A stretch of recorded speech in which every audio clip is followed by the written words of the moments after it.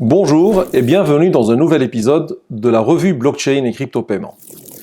Je vous propose aujourd'hui un nouveau format. Nous allons parler d'un seul sujet, un sujet qui n'est pas des moindres, c'est Bitcoin, Bitcoin tout puissant. Il s'agit de la difficulté de minage sur Bitcoin, qui a atteint un sommet historique de 28 Tera. Oui, c'est bien Tera, c'est pas tonnes, parce qu'on ne mesure pas la difficulté de minage des Bitcoins par des tonnes, quoique c'est beaucoup plus que des tonnes.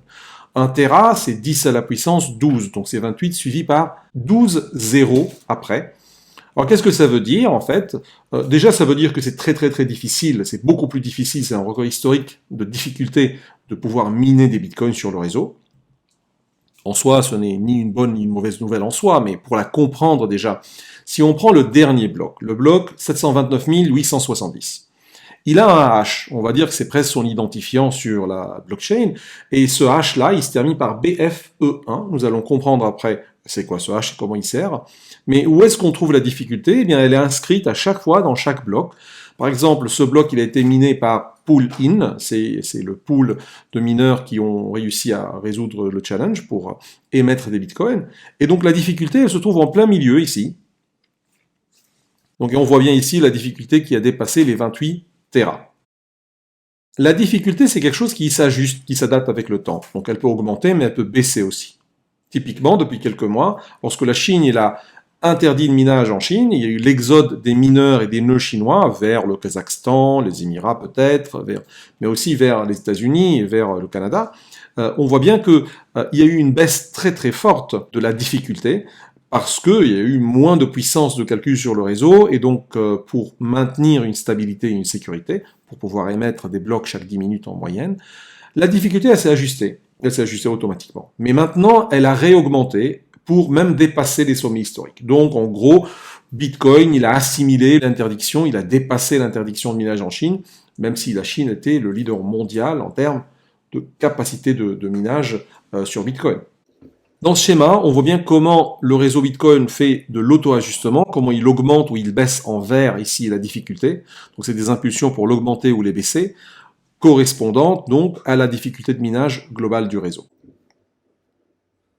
La difficulté, c'est une mesure de la charge de travail nécessaire pour trouver un hash qui doit être inférieur à une valeur donnée. Donc voilà, c'est la mesure de la charge de travail, c'est ce qu'on appelle la difficulté sur le réseau.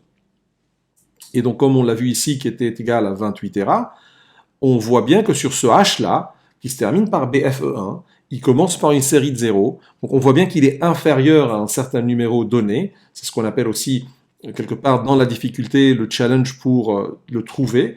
Donc, si on zoome un peu là-dessus, et si on compte les zéros, la difficulté actuelle, elle se matérialise par un hash qui commence par 19 zéros, une série de 19 zéros. Donc c'est très difficile, c'est là aussi que naît la difficulté de pouvoir trouver un hash. En fait, il faut trouver un numéro, il faut construire un bloc dont son hash commence par 19 zéros. Pour aller un peu plus loin, nous avons publié un glossaire des crypto-paiements à France Payment Forum. Je vous invite vraiment à aller le consulter. Il contient la définition d'à peu près 80 mots du domaine de la blockchain et des cryptos. Voici un extrait de 2 mots, le hashage et le hash rate. Le hashage, ou le hashing en anglais, signifiant littéralement recouper et mélanger, c'est une technique cryptographique qui utilise une fonction à sens unique, donc elle est irréversible, physiquement, mathématiquement, on ne peut pas la casser, qui vise à condenser des données. Donc n'importe quelle quantité de données, des chiffres, des textes, des livres, des images, des vidéos, des streams, n'importe quelle quantité de données, donc on va les convertir dans une autre donnée de taille fixe. C'est ce qui va être très pratique pour les manipuler après, pour les identifier aussi, pour garantir leur unicité, leur intégrité. Et donc le hash rate, le taux de hachage, c'est la vitesse avec laquelle un ordinateur, ou le réseau Bitcoin par exemple, il effectue des opérations de hachage cryptographique dans le minage d'un bloc sur la blockchain. Et on dit que disposer d'un taux de hachage élevé est avantageux, car cela augmente les chances de miner le bloc suivant, et donc d'obtenir la récompense, et d'avoir le droit d'émettre crypto-monnaie. Si vous voulez aller plus loin, si vous voulez vraiment comprendre et maîtriser tout cet écosystème-là, je vous ai préparé une formation qui s'appelle la formation Blockchain et Crypto-Paiement. Je vous mettrai le lien en ligne. Elle s'adresse vraiment à tous ceux qui souhaitent comprendre, apprendre et adopter la révolution. Que vous soyez des consultants juniors ou des consultants confirmés, si vous voulez devenir des consultants en blockchain, ou bien vous êtes des CEO, des CIO, des COO ou des directeurs et vous voulez vraiment adopter dans votre entreprise la révolution blockchain.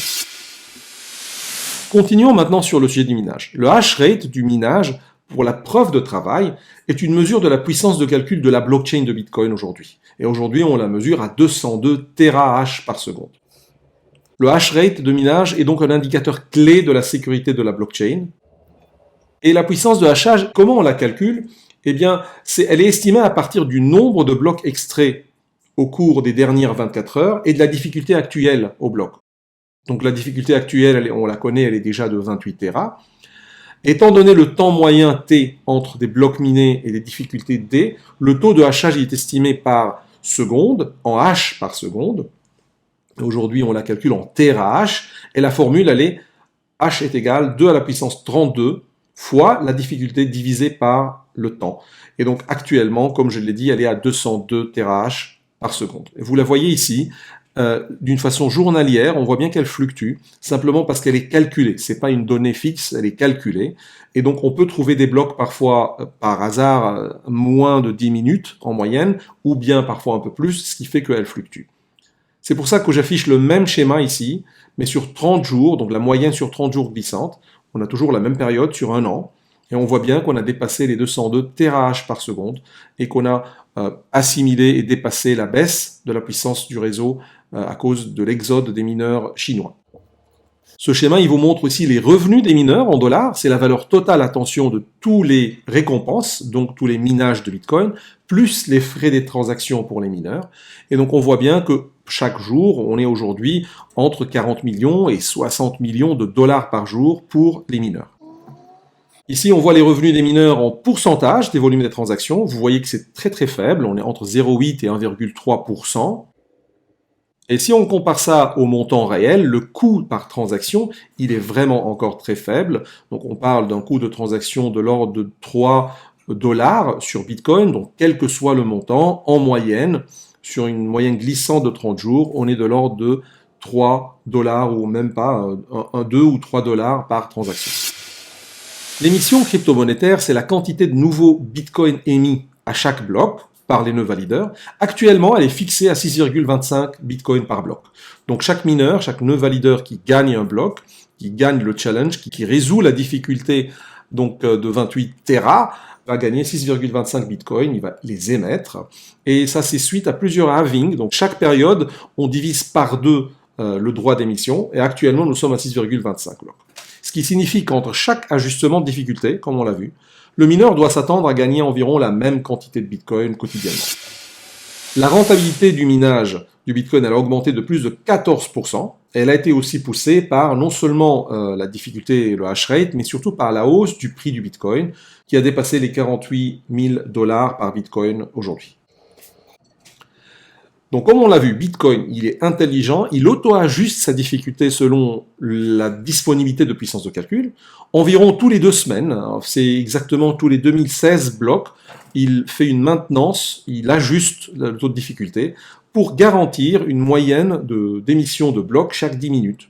Alors la période actuelle, vous voyez qu'elle n'est pas à 10 minutes, elle est à 9,54 minutes par bloc, ce qui veut dire que si on continue dans cette même tendance, dans la fin de 2016 bloc prochain, eh bien simplement, il y aura un réajustement à la hausse, en peut-être, de la difficulté, qui va dépasser encore les 28 Tera. Ce schéma, il vous montre le cumul des revenus des mineurs en year to date en 2022. Donc depuis janvier jusqu'aujourd'hui, ils ont déjà dépassé les 3 milliards, c'est bien 3 milliards de dollars en quelques mois en revenus pour le secteur de minage. Vous voyez bien que c'est un secteur qui est devenu très important, que les revenus des mineurs, seulement durant les 12 derniers mois, ont dépassé les 16 milliards de dollars, donc sur un an glissant. Et la majorité de ces 3 milliards cumulés cette année seulement en 3 mois, eh bien en fait, elle provient des récompenses des blocs, et pas seulement des commissions sur les transactions.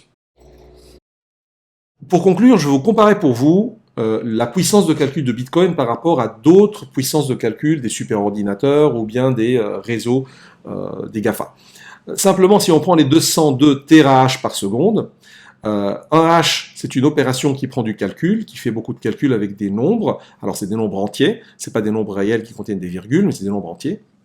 Donc, c'est illogique parfois de les comparer avec des pétaflops, parce que pétaflop veut dire quantité de calcul avec des nombres réels qui contiennent des virgules, mais c'est l'unité de mesure standard pour dire c'est quoi la puissance de calcul d'un superordinateur. Voilà, elle n'est pas strictement correcte, c'est pas strictement correct de dire 202 TH par seconde, c'est équivalent à 2,5 milliards de pétaflops, c'est pas exact scientifiquement, en revanche c'est un ordre de grandeur de la puissance de calcul sur des numéros, alors sur des numéros qui sont pour Bitcoin uniquement des numéros entiers et pas des numéros avec des virgules. Et donc si on compare ça à l'écosystème de Google par exemple, à tous les data centers de Google ou à tous les data centers d'Apple ou de Facebook ou de Microsoft, juste voyons quel ordre de grandeur, même si la comparaison c'est comparer des pommes avec des oranges, hein. Donc c'est pour ça que je mets beaucoup de points d'attention sur cette comparaison. Et bien ce qui est étonnant, c'est que la puissance de calcul de Bitcoin, elle est supérieure à Google, Facebook, Apple, Oracle, Microsoft, IBM, Amazon, plus tous les super ordinateurs du monde. Simplement avec cette comparaison qui n'a pas beaucoup de sens parce que c'est pas les mêmes calculs, mais en fin de compte si, parce que tout revient après à du gigahertz derrière. Mais en gros, on peut dire que la puissance de frappe du réseau Bitcoin, elle est des millions de fois supérieure à tous les GAFA plus tous les superordinateurs du monde. Cette simple comparaison démontre pourquoi on dit que Bitcoin est très sécurisé.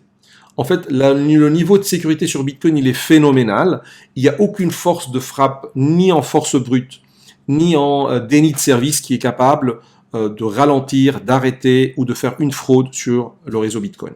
Simplement, on aura besoin de 101 TH par seconde, de 102 TH par seconde pour faire une seule fraude sur une seule transaction de double dépense, ce qui veut dire avoir quasiment 1 million de fois tout Google, Apple, Facebook et Oracle et Amazon et les superordinateurs du monde, quoi. C'est pour ça que physiquement, Bitcoin est le réseau le plus puissant et le plus sécurisé. Si vous avez aimé cette vidéo, je vous invite vraiment à la liker, à la partager et à commenter. Sur ce, je vous dis au revoir.